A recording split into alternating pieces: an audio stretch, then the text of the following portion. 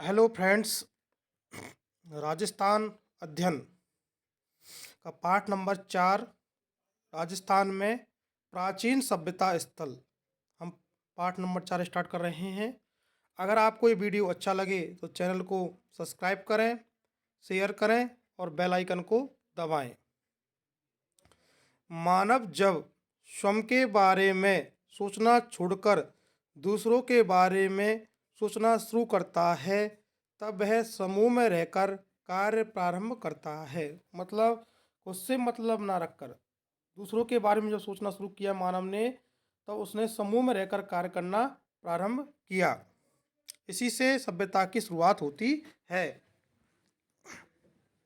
समय के साथ साथ सभ्यताएं भी विकसित होती गई, किंतु समय परिवर्तन के साथ कुछ सभ्यताएं नष्ट भी हो जाती हैं, कुछ नया आकार बना लेती हैं। राजस्थान में भी ऐसी कई सभ्यता और संस्कृतियों के स्थल हैं जो मरुस्थल और अरावली नदियों के किनारे मिट्टी में दबे पड़े हैं। तो राजस्थान में भी कई ऐसी सभ्यता और संस्कृति के स्थल हैं जो मरुस्थल में तथा अरावली में नदियों के किनारे दबे पड़े हैं। अभी तक कोई भी चीज़ इम्पोर्टेंट नहीं है इसमें। राजस्थान में मानव के प्रारंभिक क्रियाकलाप क्या थे, वे कब से प्रारंभ हुए, इसके लिखित साक्ष्य उपलब्ध नहीं है।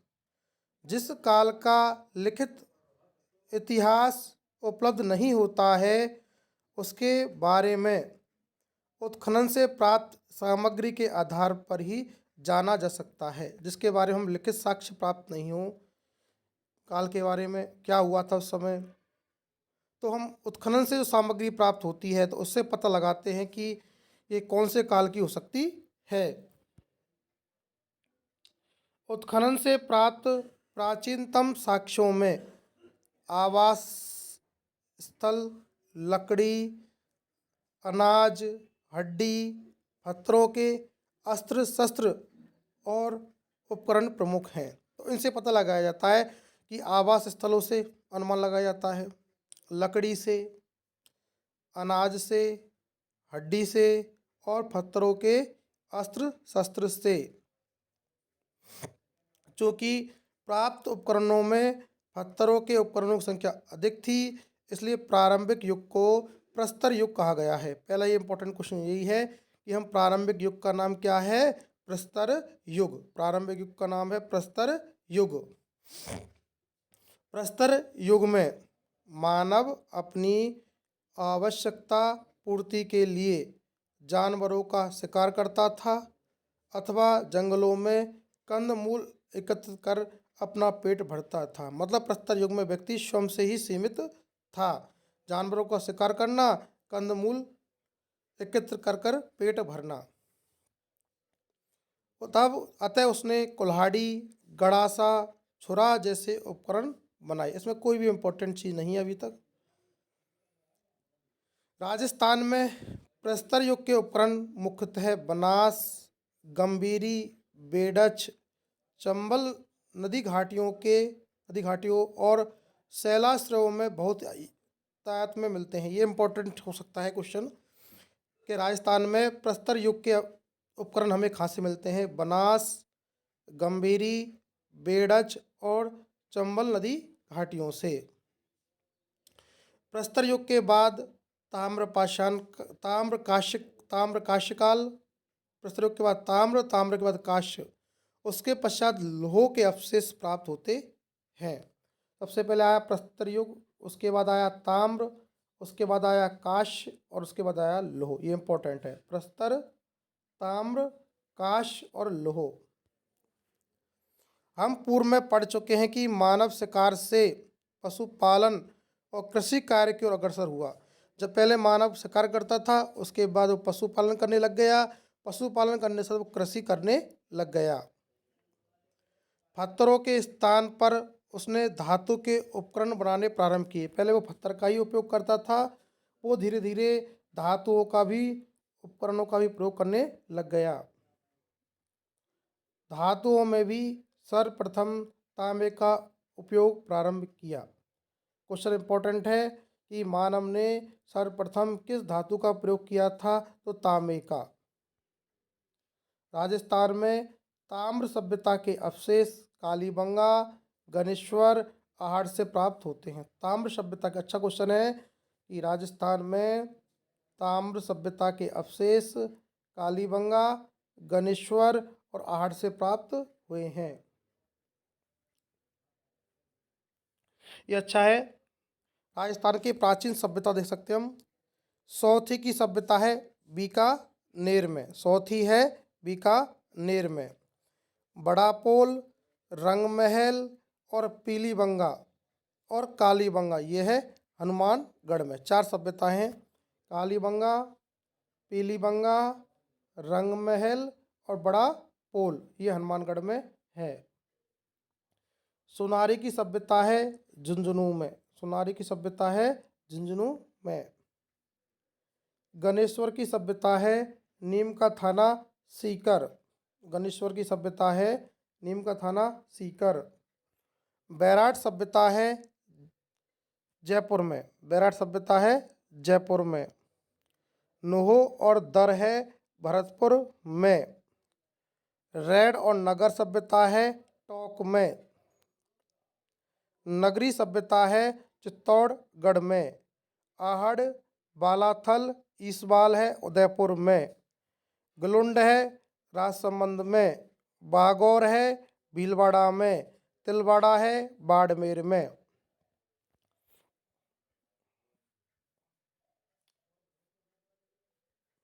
कालीबंगा राजस्थान में दृश्यवती और सरस्वती नदी घाटी में पुरातत्वविद अमलानंद घोष ने करीब 2 दर्जन पुरास्थलों की खोज की। तो कालीबंगा सभ्यता की खोज की है अमलानंद घोष ने। मतलब कि यहाँ पर आज कालीबंगा नदी में प्राचीन काल में दृश्यवती और सरस्वती नदी बहती थी। वर्तमान में घग्गर नदी बहती है। कालीबंगा सभ्यता हनुमानगढ़ जिले में है, घग्गर नदी के किनारे। कालीबंगा सभ्यता का उत्खनन किया था बीबी लाल और बीके थापर ने, क्योंकि खोज की थी अमलानंद घोष ने। खुदाई से यहाँ सिंधु सरस्वती सभ्यता काल का एक नगर मिला है, जिसके मकान में ईंटों का प्रयोग किया गया था। क्वेश्चन अच्छा है कि सिंधु सरस्वती सभ्यता काल का एक यहाँ पर नगर मिला है, उसमें मकान में ईंटों का प्रयोग किया गया है।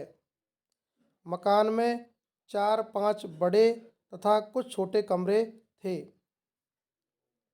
बस्ती के गंदे पानी के निकास के लिए लकड़ी व ईंटों की नालियाँ बनाई गई थी। तो कालीबंगा सभ्यता से लकड़ी और ईंटों की नालियों के साक्ष्य भी मिले हैं, जहाँ से हमें अग्नि कुंड तथा वेदिकाओं के साक्ष्य भी मिले हैं।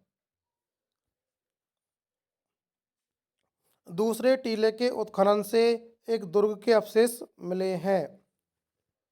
कालीबंगा की नगर योजना सिंधु घाटी सभ्यता की तरह दिखती है। इस क्षेत्र में नगर की प्राचीर के बाहर जुती हुई भूमि के साक्ष्य मिले हैं कालीबंगा से। कृषि भूमि के साक्ष्य मिले हैं कालीबंगा से। खुदाई में गाय के मुख वाले प्याले मिले हैं कालीबंगा से। तांबे के बैल मिले हैं कालीबंगा से। कांस्य के दर्पण मिले हैं कालीबंगा से। हाथी दांत का कंगा मिला है। मिट्टी के बर्तन, कांच की मनिया और खिलौने मिले हैं। गाय के मुख वाले प्याले कालीबंगा से। तांबे के बैल कालीबंगा से। कांस्य के दर्पण कालीबंगा से। हाथी दांत का कंघा कालीबंगा से। मिट्टी के बर्तन कालीबंगा से। कांच की मनिया कालीबंगा से। आहड़ सभ्यता। आहड़ सभ्यता है उदयपुर में। आयड़ या बेड़च नदी के किनारे स्थित है। इसको आघाटपुर भी कहते हैं, आहड़ सभ्यता को। इसका स्थानीय नाम है धूलकोट। क्या है? धूलकोट कहते हैं आहड़ सभ्यता को। आहड़ सभ्यता को ताम्रवती नगरी भी कहते हैं। तांबे के औजारों के निर्माण का केंद्र होने के कारण इसका ये नाम पड़ा। 10वीं व 11वीं शताब्दी में इसे आघाटपुर के नाम से जाना जाने लगा। तो इसको 10वीं में 11वीं शताब्दी में आघाटपुर कहते थे। यहाँ से प्राप्त मकान की दीवारें पत्थर व मिट्टी से बनी हुई उनकी छत बांस व केलू से बनी हुई थी। बड़े कमरों के बीच बांस की पर्दी पर मिट्टी चढ़ाकर छोटे छोटे कमरों में विभाजित किया गया था। मकानों में 4 से 6 चूल्हे मिले हैं जो संयुक्त परिवार का इंगित करते हैं। तो यहाँ पर क्या मिले हैं? आहड़ सभ्यता से संयुक्त परिवार मिले हैं। चावल के साक्ष्य भी मिले हैं आहड़ सभ्यता से। आहड़वासी बर्तन बनाने में भी दक्ष थे। आहड़ सभ्यता से लाल व भूरे मृतभांड मिले हैं। धूलकोट के 1951-52 में उत्खनन में तस्तरियाँ, दीपक, धूपदानियाँ, कटोरी, मटके, कलश, चूड़ियाँ, 26 किस्म के मणिये, तांबे की मुद्राएं, 3 मोहर प्राप्त हुई हैं।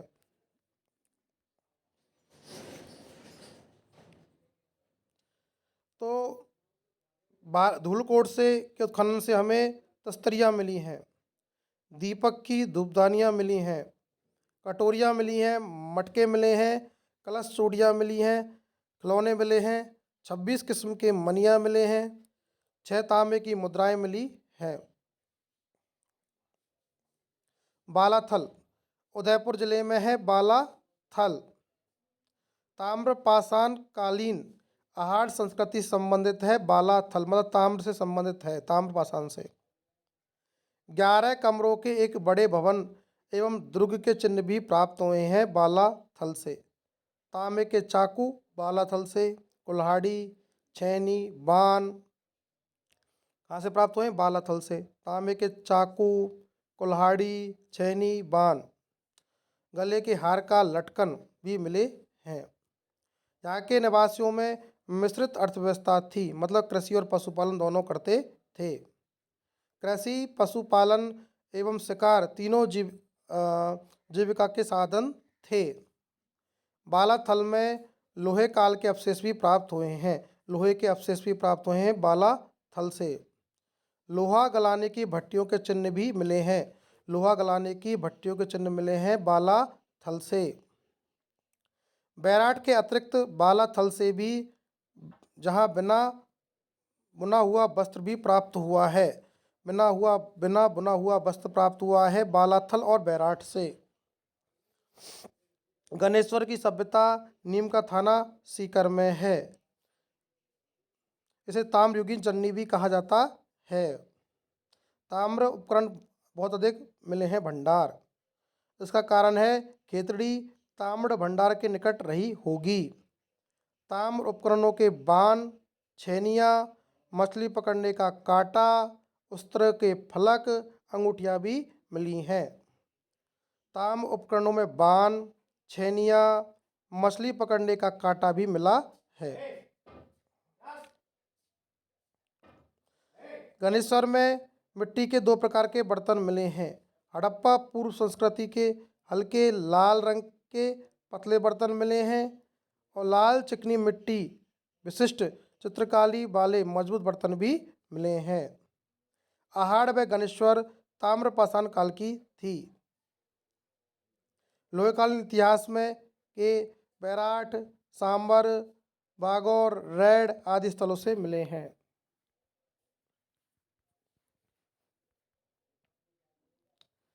बैराट सभ्यता जयपुर में है। इसकी बीजक पहाड़ी और भीम डूंगरी पर इसके अवशेष मिले हैं।